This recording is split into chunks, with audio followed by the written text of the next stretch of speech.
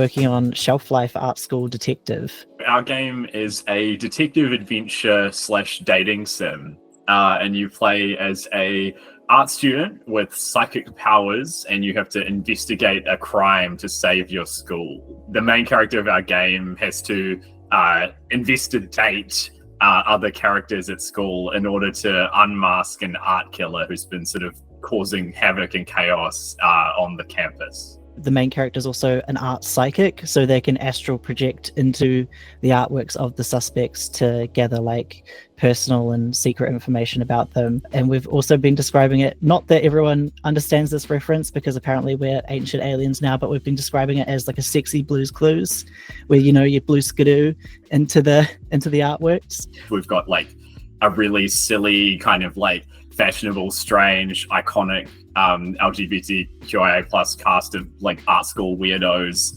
and I think the response that we had when we brought the game to PAX and to South by Southwest Sydney, people were really resonating with our cast and our designs. We've kind of got like a lot of different tropes and archetypes in play, but they all have some depth and some kind of nuance and secrets and strange things going on too. I think like it's clear like the foundation of the game as a sort of like game set at an art school comes from the fact that we're both like art school grads, right?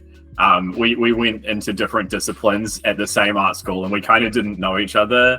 I was sort of a bit notorious for making really annoying artwork. So like I had made like a TV that screamed really loud, weird sounds and put it in the toilet. And Nate kind of knew of me notoriously from that. But we didn't really kind of meet up until after art school, and so we kind of bonded over having those weird experiences. And we had kind of different but similar kind of unresolved and curious feelings about art school as a inspiration point to draw from. So we kind of knew we really wanted to make a project that had some kind of like art school context or some kind of connotation, and that was like the foundation for the game. We both also really wanted to make something that was like really like LGBTQIA plus like focused, because like us and a lot of our team are of queerness backgrounds, and so we really wanted to weave that into all of our like cast and characters. So that's why we decided to have like a non-binary protagonist for our game as well, and make sure that we had like a wide variety of different queerness is. I think with regards to kind of like the hybrid like genre of the game, what we were making originally was sort of like a walking sim, and we weren't really pulling from too many influences because we were just sort of like learning how to use Unity at all. But a huge inspiration for us was definitely like Ace Attorney, right? Like we're really big fans of Ace Attorney. And then kind of like sort of the pivot point for us was kind of thinking like, oh, well, you know, this is a great game, but, you know, why can't you date all of the characters in Ace Attorney? Like, you know, I want to get in there. Like, I want to get fan fiction and parasocial and weird about it. So I think that was like a big pull from us in terms of like a game that we were drawing from.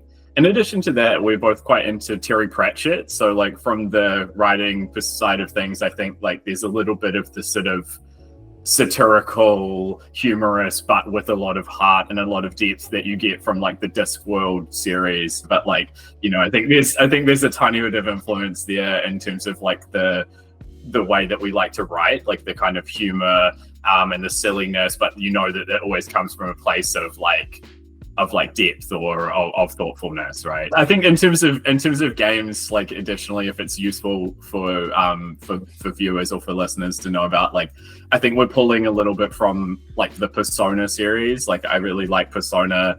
I think the main thing that disappoints us about those games is mostly that they've dropped the ball a few times on their like queer representation. They don't always do a fantastic job of having that come across kindly, but I think those games have really interesting setups. So that I would say that combined with Ace Attorney, those are some of our big draws. Yeah. In terms of our development journey, we've just been helped so much by the like New Zealand scene, like the game developers scene here.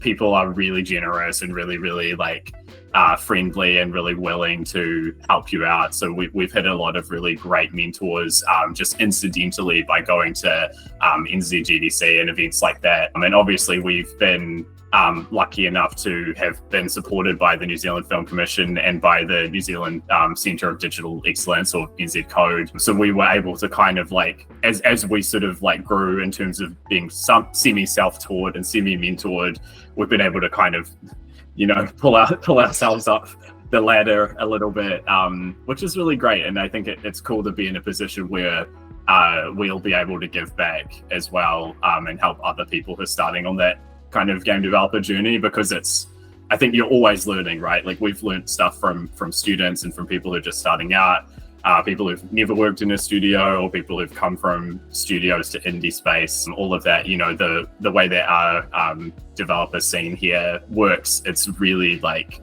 generous and collaborative. So I think a lot of our journey has been kind of a community-based one, which sounds kind of corny, but it's sort of true. At the moment, we're just sort of like figuring out our plans towards next year. We had a really satisfying and successful trip to Australia just recently. We went to Games Connect Asia Pacific, PAX Melbourne, and South by Southwest Sydney, and met like amazing people. We had a bunch of, you know, business meetings, which are really fruitful and cool, but we also just like met a lot of other devs and students and stuff like that, which was awesome. And now we're sort of figuring out, okay, our next steps, what are we doing? We're sort of, we're quite keen to kind of get as many wish lists and as much kind of input from our audience as possible at the moment. So we're kind of opening up to do a bit of sort of pre-alpha playtesting soon, just to kind of like start gathering up that sort of like input, that information, while we kind of continue working on the game, and then secure that like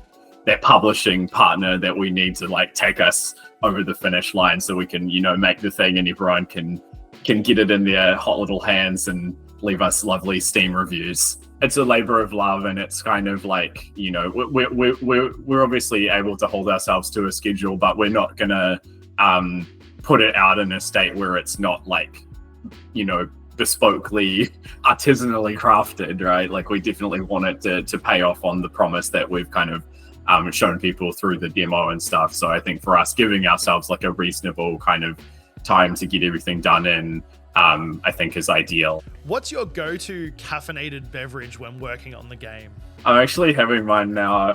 I'm allowed one caffeinated beverage a day because I'm like very sensitive to caffeine, and I will have a French Earl Grey tea, and like that caps me out. If I go above that, I start to get weird. So like this is the limit. This is the top. This is the mana potion. Mine is, I'm very naughty. I've got a can of Coke.